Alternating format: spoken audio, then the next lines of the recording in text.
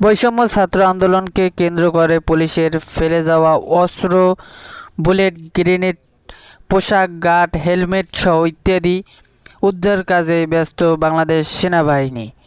দর্শক, আজকে বাংলাদেশ সেনাবাহিনী প্রায় 150 বেশি অস্ত্র এবং বুলেট, গ্রেনেড উদ্ধার করেছেন।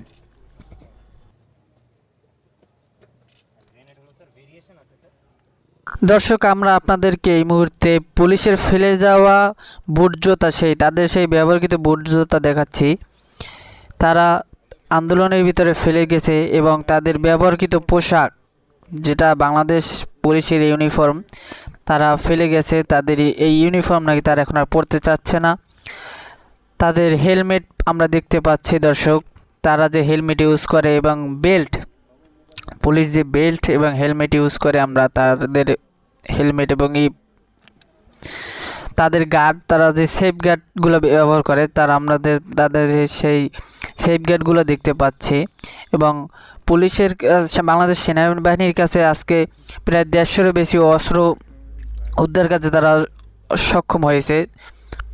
এখানে দেখা যাচ্ছে শটগান, রাইফেল সহ বুলেট, গ্রেনেড ইত্যাদি ধরনের আসবাবপত্র এই বৈষম্য বিরোধী ছাত্র আন্দোলনকে কেন্দ্র করে পুলিশেরা যা ফেলে গেছে তা বাংলাদেশ সেনাবাহিনী উদ্ধার করেছে।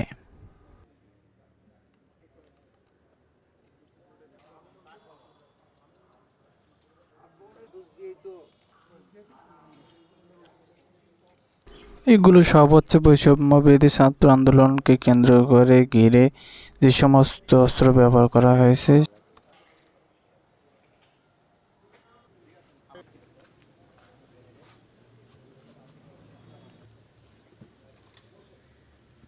আব্দুল্লাহ আল হাদি, ইন্টারন্যাশনাল নিউজ, বাংলাদেশ।